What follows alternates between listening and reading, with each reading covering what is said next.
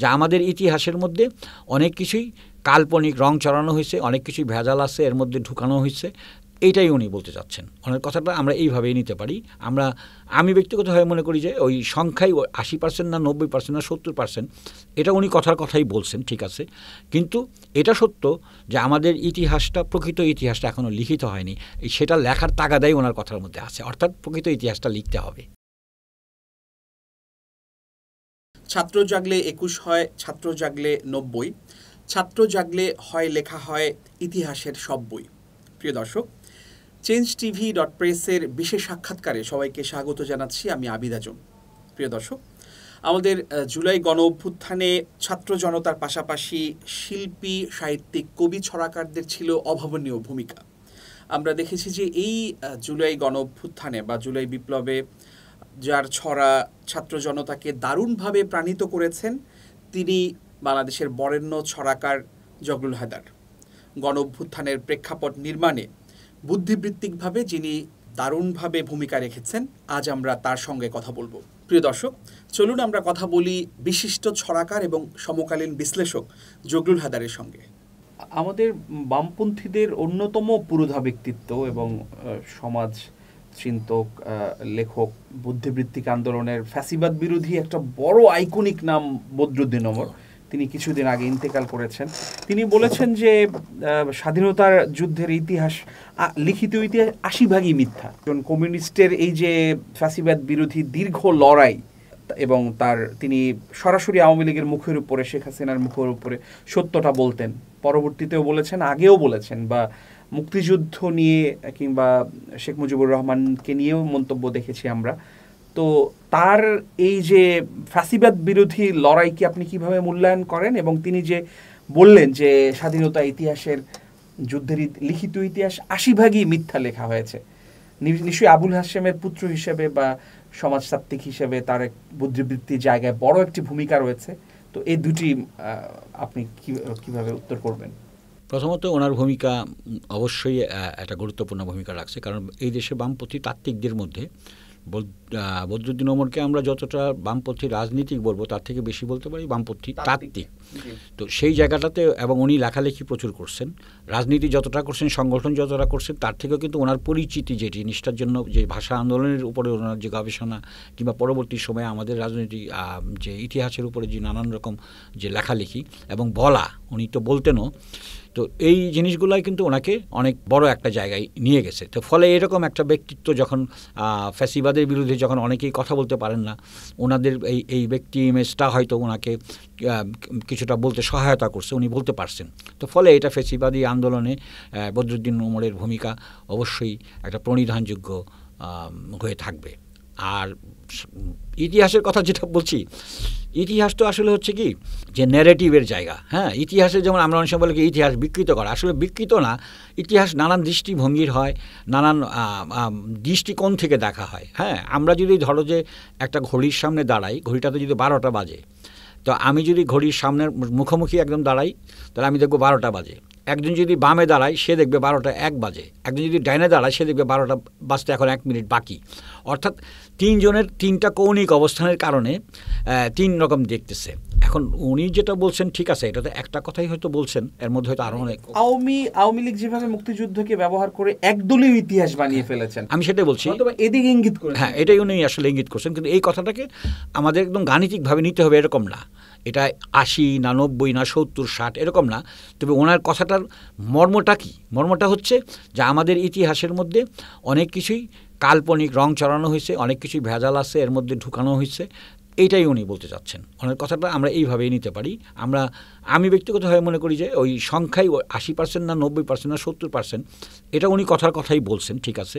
কিন্তু এটা সত্য যে আমাদের ইতিহাসটা, প্রকৃত ইতিহাসটা এখনও লিখিত হয়নি। সেটা লেখার তাগাদাই ওনার কথার মধ্যে আছে, অর্থাৎ প্রকৃত ইতিহাসটা লিখতে হবে। আমরা দেখছি যে ভাইয়া, ইতিহাসের ভয়াবহ ন্যাক্কারজনক গণহত্যা, জেনোসাইড চালাচ্ছে ইসরায়েল গাজার প্রতি, এবং অনেকটা গাজা নিশ্চিহ্ন করে দেওয়ার মতো একটা অবস্থা। এবং ইরানও গাজার পক্ষে সমর্থন জানানোর কারণে ইরানের প্রতিও হামলা চালানো হয়েছে, এবং বাংলাদেশ গাজার সমর্থন দিয়েছে বরাবরই। তো আসলে এত দূরবর্তী জায়গা থেকে, কূটনৈতিক জায়গা থেকে বাংলাদেশের অবস্থান প্রশংসনীয় বলে মনে হয় ব্যক্তিগতভাবে আমার, কারণ সেখানে জাতিসংঘের 81তম সাধারণ পরিষদ নির্বাচনের প্রেসিডেন্ট পদে গাজার দাঁড়িয়েছে বলে বাংলাদেশ মানে তাদের সমর্থনে নিজেদের প্রার্থিতা প্রত্যাহার করেছে, এবং জাতিসংঘে দাঁড়িয়ে ডক্টর ইউনূস অভিভাষণটা অসাধারণ। তার গাজার পক্ষে তিনি দৃঢ়চিত্তে সেখানে বক্তব্য রেখেছেন। বাংলাদেশ কূটনৈতিকভাবে গাজার পাশে আরও কিভাবে দাঁড়াতে পারে, কিভাবে সহায়তা করতে পারে, ত্রাণ সহায়তা বা আরও কি কি সাপোর্ট দিতে পারে অর্থনৈতিকভাবে বা অন্যান্য কি সাপোর্ট দেওয়ার সুযোগ আছে আসলে আপনার মনে হয়? এখন তো যুদ্ধ চলছে এবং এক ধরনের ফেমিন বা দুর্ভিক্ষ চলতেছে ওখানে, কিন্তু মানে মানব সৃষ্ট দুর্ভিক্ষ। তো এই দুর্ভিক্ষের ক্ষেত্রে এখন মানবিক উদ্যোগগুলো নেওয়া অনেক বেশি দরকার এই মুহূর্তে, এবং সেটা নিতে গেলে ওইখানকার যে পাশাপাশি গাজার চারপাশে যে সমস্ত গাজা এবং পশ্চিম তীর দুটো মিলে, গাজার কথাটাই বেশি বলি, এর মানে ফিলিস্তিনের আশেপাশে যে সমস্ত মুসলিম দেশগুলো আছে, যেমন মিশর আছে, জর্ডান আছে বা আরও যারা আছে, তাদের সেই সমস্ত দেশের মধ্য দিয়ে আমরা এক ধরনের সাহায্য প্রবাহকে কীভাবে রাখতে পারি, জারি রাখতে পারি, মানে ধারাবাহিক রাখতে পারি। যেমন আজকে দিলাম আর 3 দিন দিতে পারলাম না, বা 7 দিন আর পাইপলাইনটা বন্ধ হয়ে গেল, এরকম না হয়। এবং এটার জন্য সাহায্যটাকে নিরবিচ্ছিন্ন রাখার ক্ষেত্রে আন্তর্জাতিক যে কূটনীতিক স্তর আছে, লেভেল আছে, সেইখানেও ভূমিকা রাখতে পারি আমরা, এবং আমরা রাখছিও সেটা কম বেশি হয়তো। এবং আমাদের সরকার ভাতৃপ্রতিম গাজার জনগণের প্রতি, ফিলিস্তিনি জনগণের প্রতি সবসময় আমাদের স্বাধীনতার আগেও যেরকম আমরা ছিলাম ফিলিস্তিনিদের প্রতি সহানুভূতিশীল, স্বাধীনতার পরেও আমরা তাদের প্রতি সহানুভূতিশীল আছি।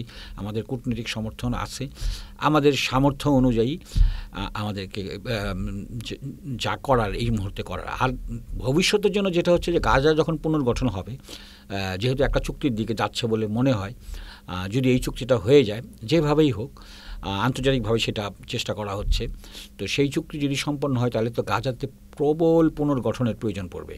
এবং আমরা বাংলাদেশ হয়তো অত আর্থিকভাবে অত শক্তিশালী না, তারপরেও আমি মনে করি যে বাংলাদেশ যদি এরকম ভূমিকা নিতে পারে যে গাজায় যতগুলো মসজিদ ধ্বংস হয়ে গেছে এই মসজিদগুলো বাংলাদেশ নির্মাণ করে দিবে, অথবা গাজায় যতগুলো হসপিটাল ধ্বংস হয়ে গেছে বাংলাদেশ এই হসপিটাল নির্মাণের ব্যাপারে ভূমিকা নিতে পারে। ইন্দোনেশিয়ার কাছে আমরা শুনছি তারা গাজা নির্মাণ করে দেওয়ার করছে। তো বাংলাদেশ তার সামর্থ্য অনুযায়ী, অথবা বাংলাদেশ যদি যে 100টা স্কুল আছে আমরা 100টা স্কুল করে দিতে পারি এইভাবে, অথবা পানির সংকট আছে আমরা পানির লাইনের কাজ করে দিতে পারি, অথবা বিদ্যুতের সংকট আছে আমরা বিদ্যুৎ, আমাদের যথেষ্ট ভালো ইঞ্জিনিয়ার আছে বাংলাদেশ, কিন্তু এই দিক দিয়ে মুসলিম বিশ্বের অনেকের থেকে ভালো অগ্রসর আছি আমরা।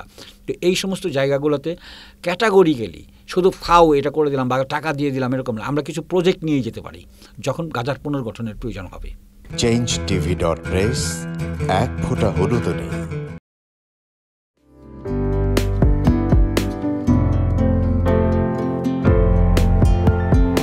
পহেলা জানুয়ারি 2025 ইউটিউব জার্নালিজমের অগ্রদূত changetv.press 6 বছর পেরিয়ে পা রাখল গর্বিত।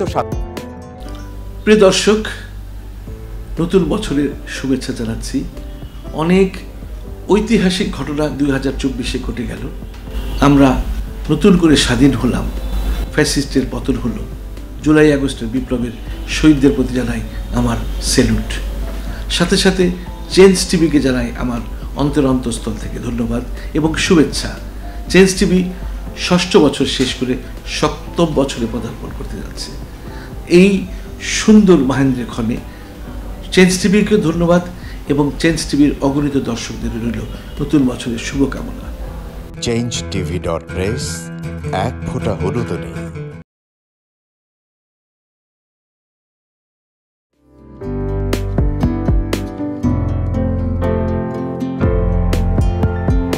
পহেলা জানুয়ারি 2025 ইউটিউব জার্নালিজমের অগ্রদূত changetv.press 6 বছর পেরিয়ে পা রাখল গর্বিত। আমি অত্যন্ত আনন্দিত হলাম যে চেঞ্জ টিভি আগামী কয়েকদিনের মধ্যেই 6 বছর পূর্ণ করবে। হাঁটি হাঁটি পা পা করে চলা শুরু করে এখন সে বেশ দৌড়াদৌড়ি করছে বলা যেতে পারে। ও নামটাও অত্যন্ত বলবো যে সিগনিফিক্যান্ট, যে চেঞ্জ, এই গণঅভ্যুত্থান কিন্তু চেঞ্জ চেয়েছে। সেই হিসেবে তোমার টেলিভিশনের, তোমার এই চ্যানেলের নামের একটা যথেষ্ট মিল পাওয়া যায়।